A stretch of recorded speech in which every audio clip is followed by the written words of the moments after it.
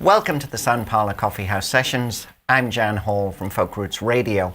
Fraser Anderson writes uniquely crafted songs that honour the power of both human connection and vulnerability. Treasured for a voice acclaimed as truly beautiful, this Scottish troubadour has been captivating global audiences with his unique blend of modern cinematic folk. Fraser Anderson is our special guest in the studio today, and he's coming up right now. Enjoy. You only wanted to know what it felt like. You just had to know for this life. You only wanted to be something you hoped you'd see. You wanted to see where you could be. To the wire. And all you wanna be is on fire. And all you think you know is wrong. Now you're back at the show,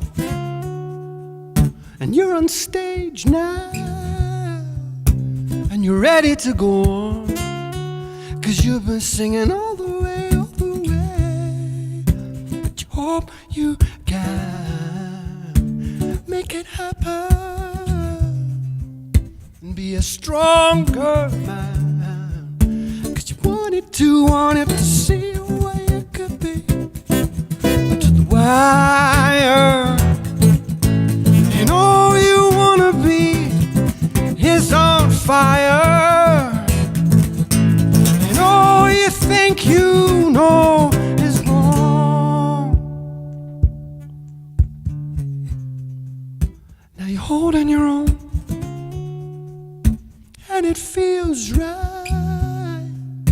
And you're hoping you've grown, 'cause you've been singing all the way. But you think too much, and you know it. You only wanted to touch, 'cause you wanted to see where you could be. The wire. And all you wanna be is on fire. And all you think you know is wrong. Is wrong.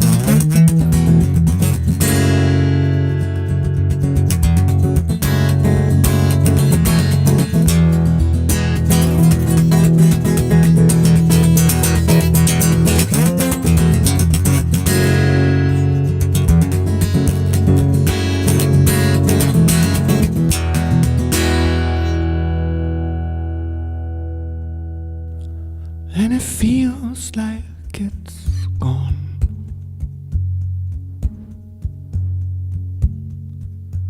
Over a waterfall. And it feels like it slipped away before I could see it all. And it feels like it's gone over a water and a waterfall. It feels like it slipped away before I could see it all.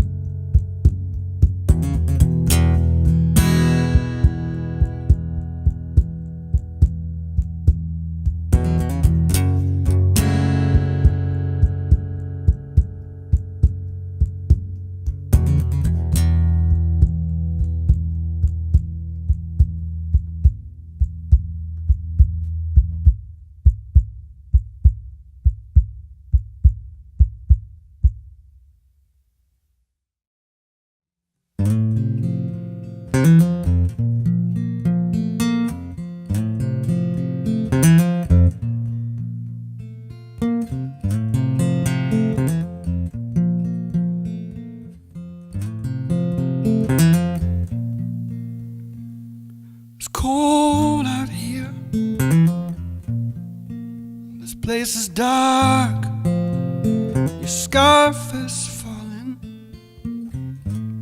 The wind you hear has pinned you down and cut you open. But the spring is so much closer than you know. The spring is so much closer than you know. Ooh.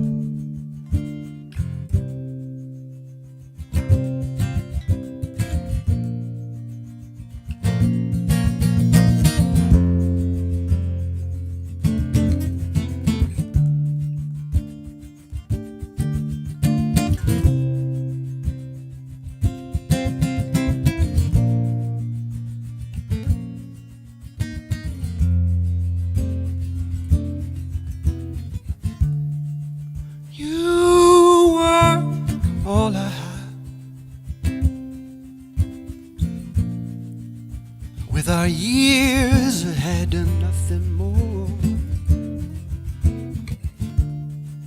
when I could never have dreamed of anyone as better than you are, 'cause no one could ever come close.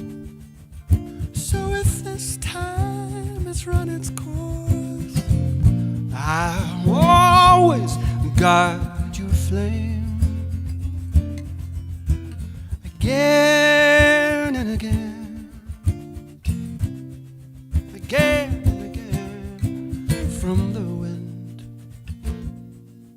and the rain. See, I've heard from old lovers and other strangers how fallen angels fly right over the water that's been pulling me under and making me wonder why.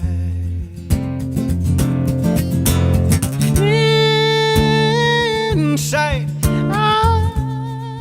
I'm black and white with a small light on the ground where I've fallen over, with my hand on your shoulder. Now that we're older, and in all of your splendor, you are all I.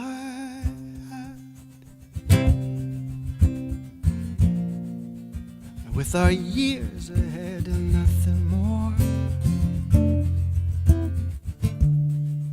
and I could never have dreamed of anyone that's better than you are, 'cause no one could ever come close.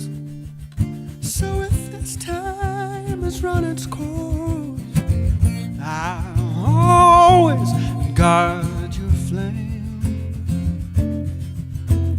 again and again, away from all the pain and the wind and the rain.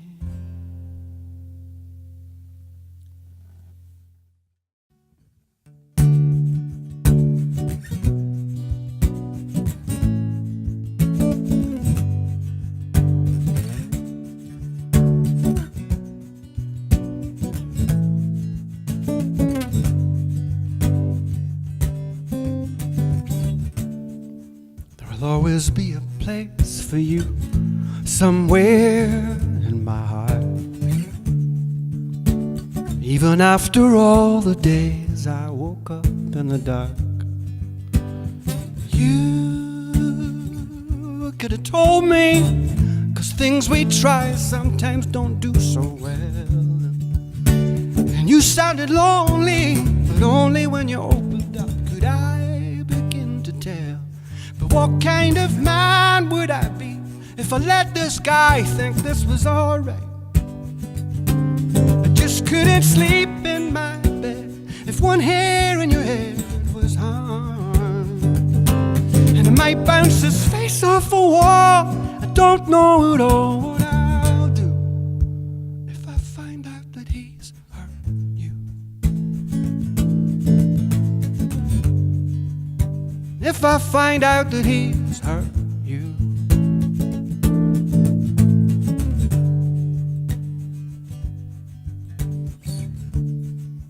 There'll always be a place for you somewhere in my heart. Even though you help me to slowly fall apart, you give me something that holding on just doesn't choose goodbyes.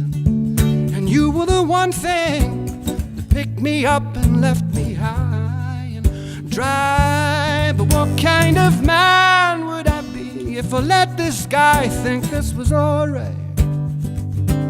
I just couldn't sleep in my bed if one hair in your head was hard. And I might bounce his face off a wall. I don't know at all what I'll do if I find out that he's hurt you. Ooh.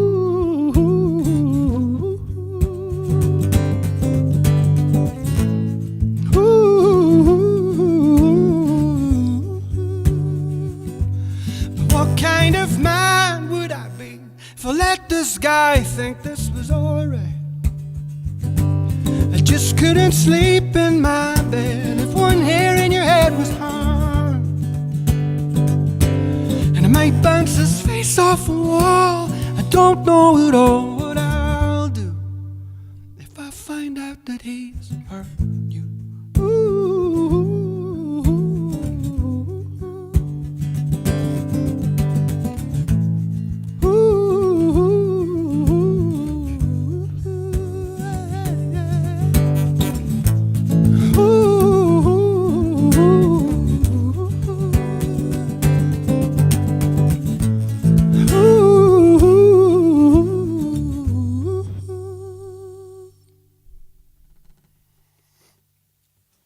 That's Fraser Anderson live in the studio for the Sun Parlour Coffee House Sessions.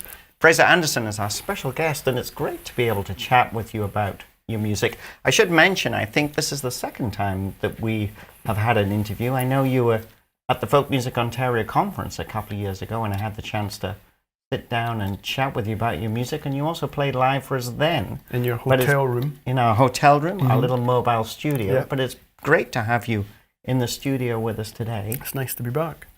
You've been very busy though, because you've been on tour with Amber McLean for the last couple of weeks. Yeah, the last week and a bit, I think, with Amber. But before that, I've been away from home for almost 6 weeks, which is a bit too long, actually. So tell us a little bit about your music, because you have a very interesting story. You've moved around a lot. You now live in, I think, Bristol in England, in the UK. But you're obviously from Scotland. Tell us a little bit about how you started in music. Ooh, how did I start in music? Well, I apparently used to sing to my father's customers in his shop. I think we touched on this about before. The butcher's shop. That's right, yeah. Yeah. And there was like a chest freezer in the front shop. And front shop's maybe a technical term because there was also a back shop, which was where the produce was made. So that's just to explain what front shop means. And I would stand on this fridge or this freezer when I was like maybe 6 or 5, holding some kind of animal bone as a microphone, and would sing to his customers. And that's how everything started. And obviously, Well, at that's that how point, his business started to decline, I think. they realised you had star quality, and this was something. There was something gonna. I think that's where things started. But the songwriting was a slightly darker reason. I saw someone die and then couldn't make sense of why that happened and started writing when I was about 14. Because at that point, I think you're now a singer-songwriter, but I think in those days, didn't you play drums and when you first started out? And I went to music college as a drummer. Yeah. Drummer and singer, you had to have two. So guitar came quite late, yeah.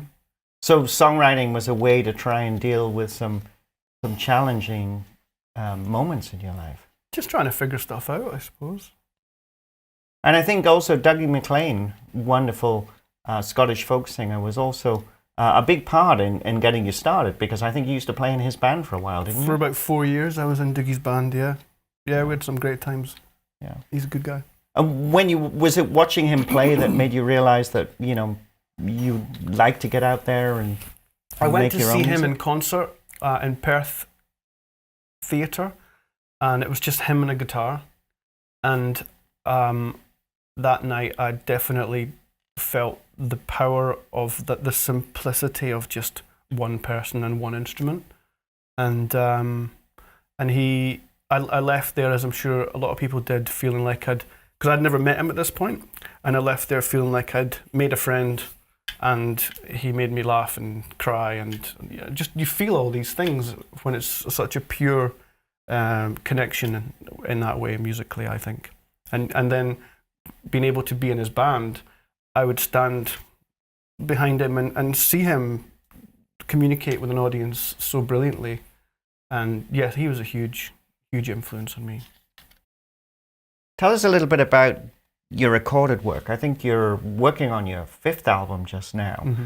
Your music is described as cinematic folk, which I wonder if that's a lot to do with the fact that you explored so many musical styles before you actually decided that you were going to work on a career as a singer-songwriter. So tell us a little bit about how things developed over the years. I think from album to album, it's to do like the first. You just use what you have. Like why is Aberdeen called the Granite City? Because that's the stone that they have. And it's like I had the first album. It was just myself and my mate Adam, and we did everything pretty much. We got a few other things in towards the end. But the second album, it's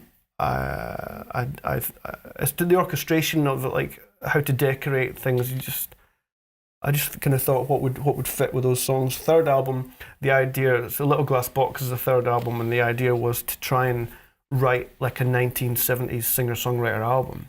So I contacted a guy called Danny Thompson, who played bass with John Martin and Nick Drake and Kate Bush, and an amazing guy, bass player. And so I sent him an MP3 of one of the songs and an email just through his website.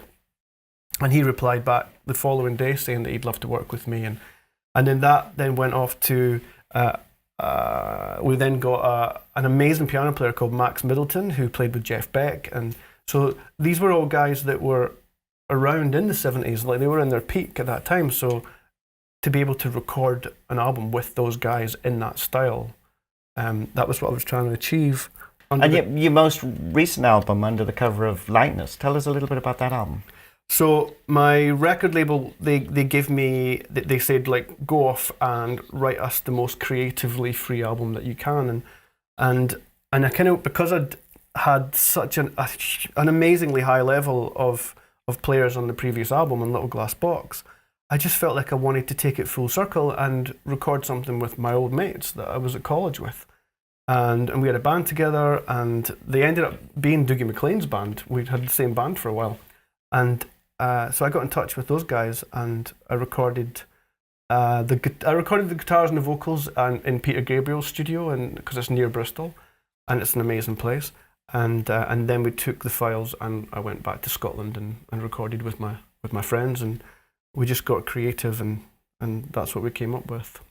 But my label said it's difficult to sell it because it doesn't fit in anything, really. Well, it's an interesting album because I love the different styles on it. I mean, you mentioned that you started out rapping, and there is you're not adverse to actually trying different things, because that's some of the things that comes through on this album. It's been great to have you join us. We have time for one more song. Now, this is a little bit of a, I don't know, I was going to say it's something special for me, because the song we're going to finish with is actually two songs that come together, and I think this is something you were talking about earlier. It's starts off with one song and then goes into a spoken word piece. Tell us about this. Yeah, it was a little bit of an afterthought.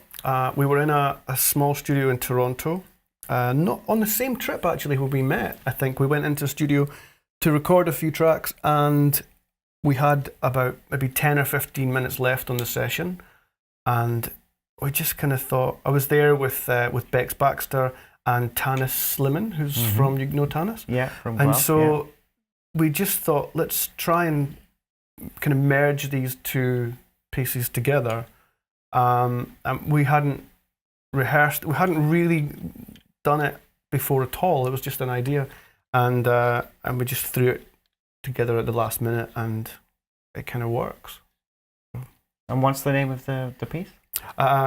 It's called Beautiful Eyes. The EP that we recorded was Beautiful Eyes, Ontario Skies, but this is Beautiful Eyes with you all as the poem at the end. It's been great to have you join us. Fraser Anderson. Thank you. Thank you. Live in the studio for the Sun Parlour Coffee House. Thank you very sessions. much. Thanks again.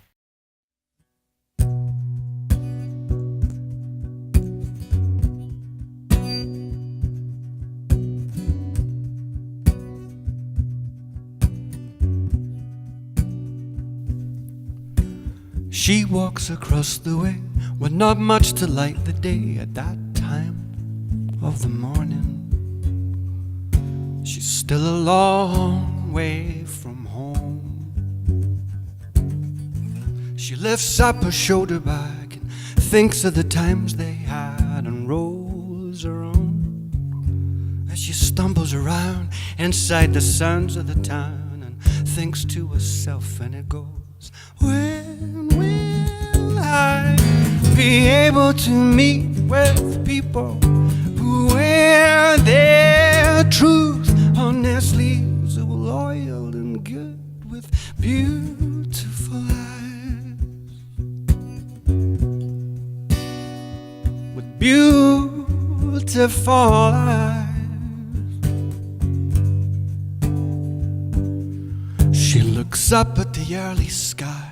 It tells her that she's still high. She's high and she's low, and her skin feels cold, almost blue.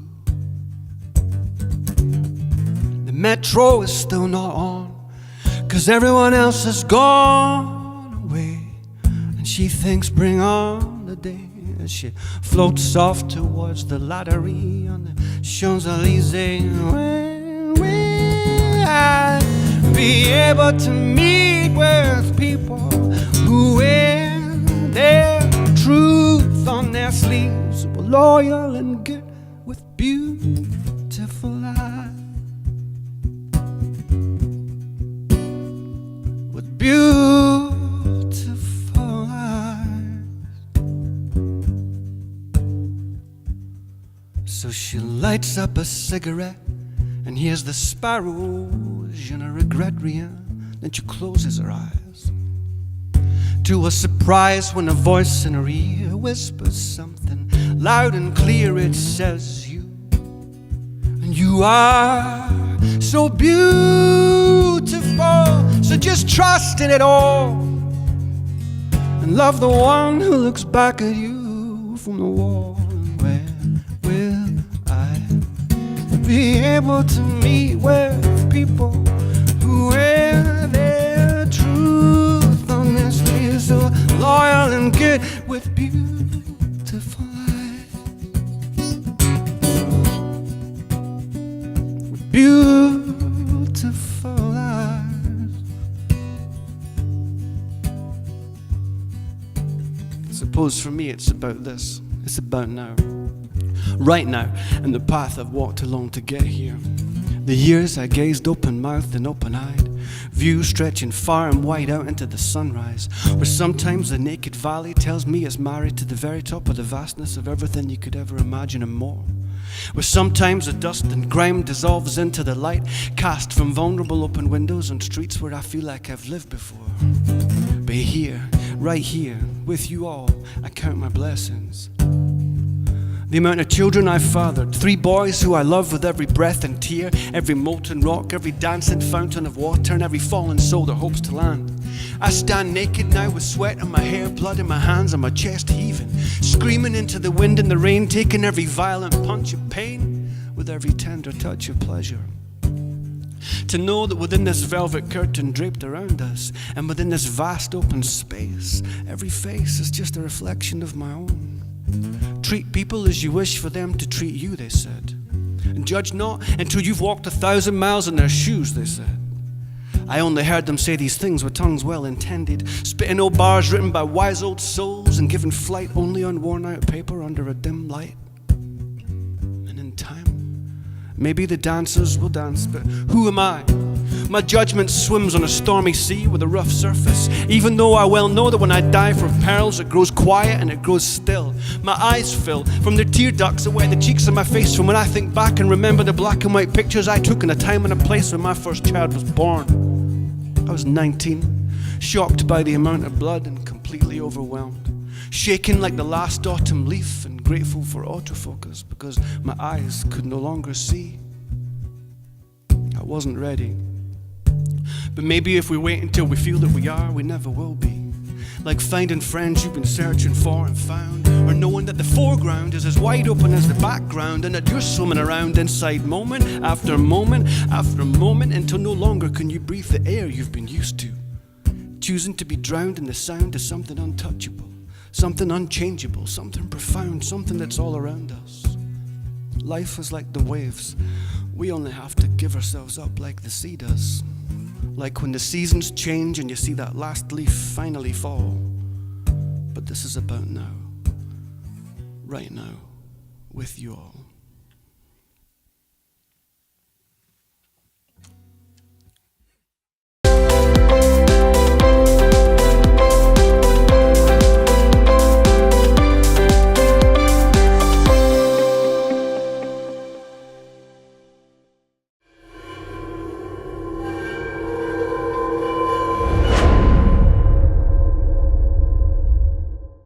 Cold Eyes is a song that I'm working on that'll be on my next album. Try Brilliant. Just use that. That's perfect.